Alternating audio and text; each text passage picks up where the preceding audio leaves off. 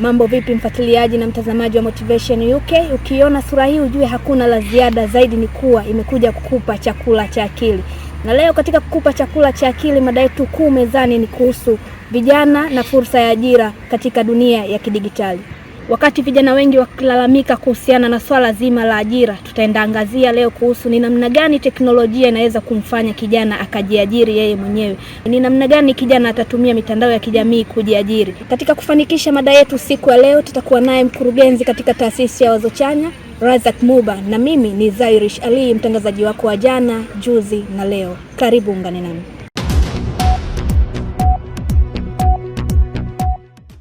Mr. Razak Muba, tunapozungumza kuhusu kijana na fursa ya ajira katika ulimwengu wa kidigitali, huaga ni kitu gani hasa tunamaanisha ili kumweka sosi wetu kupata kujua, yani ni kitu gani tunazungumza hasa? Shukrani sana. Nafikiri kwanza hiyo ni mada nzuri sana na imekuja wakati mwafaka.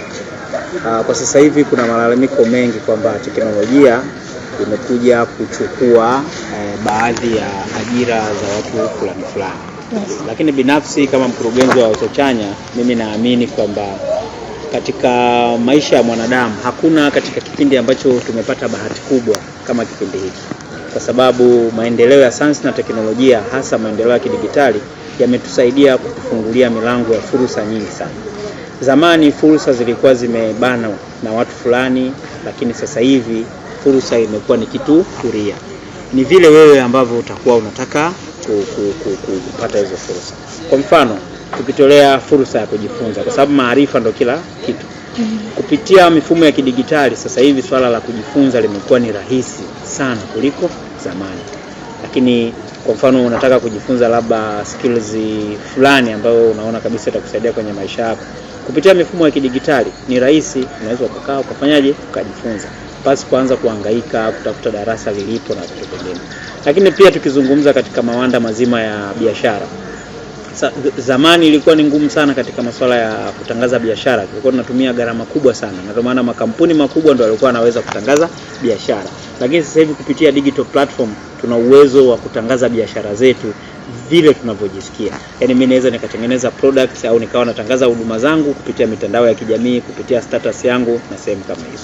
Kwa hiyo binafsi tukizungumzia swala zima la maendeleo ya kidigitali kwenye soko la ajira na maendeleo ya ajira, kwangu mimi naona imekuja imefungua fursa nyingi sana. Tukianza kuzieleza nafikiri tunaweza tukatosha. Umegusia kuwa issue ya digitali imekuja kuibua fursa nyingi kwa kijana. Je, ni kwa namna gani kijana anaweza kujiajiri kutokana na digitali ambayo ipo? Ni kwa namna gani kijana anaweza kujiajiri yeye mwenyewe? Umezungumzia issue za biashara, issue za status na mambo kama hayo. Ni kwa namna gani, ni vigezo gani kijana anaweza kuzingatia yeye mwenyewe kujiajiri kupitia digitali? Kwanza sasa hivi tushukuru tuna simu janja, smartphone. Tunasema smartphone tunasema ni ofisi mpya ya kila kijana. Yaani mtu sasa hivi ukimiliki smartphone na una access ya internet, basi hiyo ni ofisi mpya ya kijana. Kwa sababu kupitia simu yako unaweza ukakutana na wadau, unaweza ukatengeneza mtandao wa watu kupitia simu yako.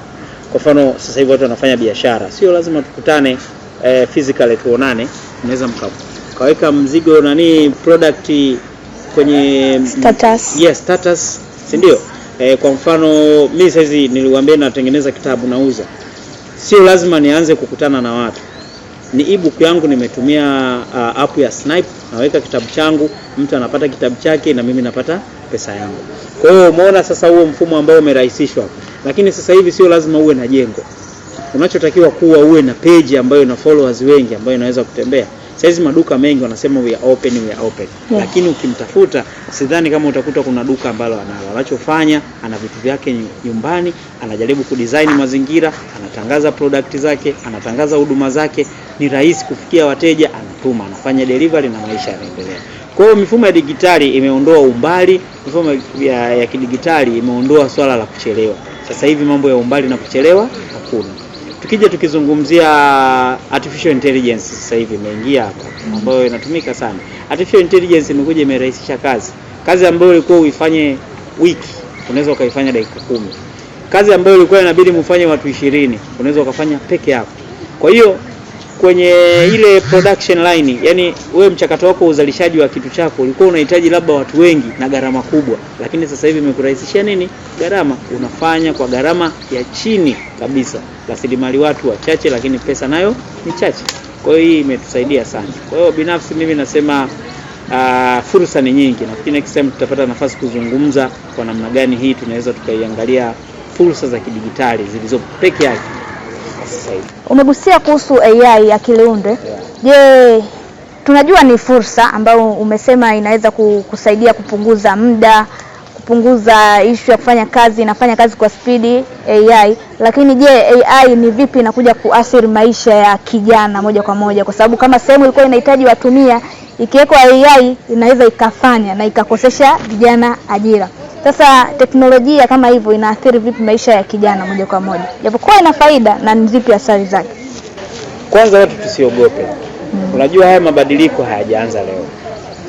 Kihistoria tukizungumzia AI au artificial intelligence, tunazungumzia zaidi ya miaka 50.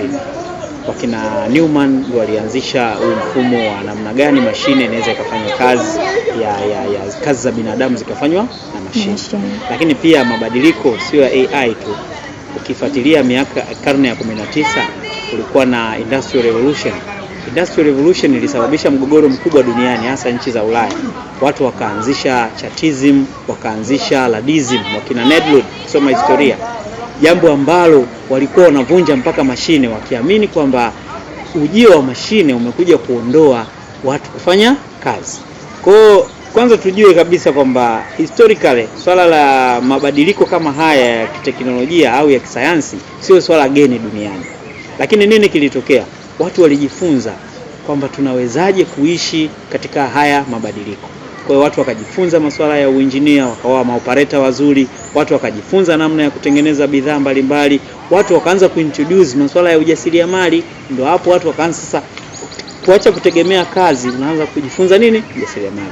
Kwa hiyo tukija kwenye AI, haya kwanza ni mabadiliko ya kawaida, tuyapokee. Cha msingi tunachopaswa kukijua ni namna gani tunaweza kutumia AI katika kurahisisha mambo yetu. Mimi nitolea mfano watu ambao wanatumia AI. Juzi hapa nilikuwa nasoma taarifa inaonyesha kuna watoto wametenganishwa vichwa vyao kwa kutumia mfumo wa nini? Mfumo wa AI. Na tafiti zinaonyesha ifikapo 2030 kama mtu hana knowledge hata kidogo kuhusiana na masuala ya artificial intelligence au akili unde, basi soko litamwacha, dunia itamwacha na ulimwengu utamwacha. Kwa hiyo sisi tunachosisitiza watu wajifunze matumizi ya AI, waielewe, alafu pia waunganishe kwenye maisha halisi ili kuendelea. Lakini tukiweza kusema kwamba tunalalamika kwamba hizi habari sio, AI imekuja kuondoa kazi, hapana.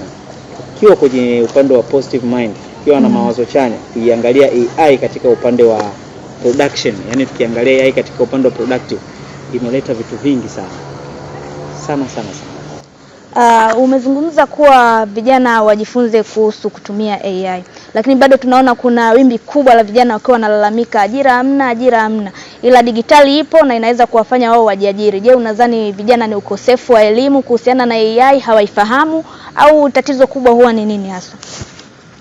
Binafsi mimi naweza nikasema ni ukosefu wa maarifa kuhusiana na mabadiliko haya makubwa ambayo yametokea katika ulimwengu wetu. Vijana wengi wanalalamika kwa kuilalamikia AI kwa sababu bado AI haijafanyaje, hawajaijua. AI haijaja kuondoa kazi ya mwanadamu. Ilichokuja kukifanya kumpunguzia majukumu mwanadamu, alafu awe na muda zaidi wa kufikiri. Ndio maana mara ya kwanza nikasema AI imekuja kuleta sasa hivi tutegemee ubunifu mkubwa katika ulimwengu. Yaani watu watakuwa wanabuni sana kwa sababu AI haiwezi kubuni. Kitu chochote kinachofanya ni programmed. Lakini pia tutegemee watu ambao watakuwa na level kubwa ya humanity, yani wale wenye utu, si ndio? Watakuwa wanapata fursa kubwa kwenye ulimwengu kwa sababu AI haina nini? Haina utu. Kwa hiyo AI sio kitu ambacho kimekuja kuchukua uwezo wa mwanadamu, ila AI ni sawasawa na unavyotumia kikombe. Yaani kikombe utachukua, utaweka maji, utakunywa, then utakirudisha. Na baadaye ukitaka kukitumia na Mr. Razak Muba anasema kuwa AI ni kama kikombe, unaweza ukatumia na ukarudisha. Ni kwamba kijana, amka leo, tumia digitali katika kujinufaisha. Ni kwamba hata hiyo AI yenyewe inahitaji uongozi wako wewe. Kwa hiyo tujitahidi kuitumia AI kwa maslahi ya kwetu. Hilo jambo la kwanza. Lakini jambo la pili, tunatakiwa kujifunza soft skills. Yaani soft skills tunazungumzia kwa mfano tuna uwezo wa kuzungumza, kwa sababu tunatumia digital platform. Uwezi kama huna public speaking nzuri, unaweza ukashangaa vitu vingi vinafanyaje, vinakupita. Kwa sababu watu wanataka uwasilishe mada, uwasilishe wazo watu ili wakulipe. Lakini uwezo mwingine ni uwezo wa masuala ya hizi digital skills ambazo mahususi kama ni graphics design, kwa sababu dunia sasa hivi imeenda sana kwenye digitali. Watu wanataka posters kwa ajili ya biashara zao, watu wanataka website, watu wanataka video, watu wanataka vitu vingi ambavyo venyewe vimelalia kwenye nini, kwenye masuala ya kidijitali.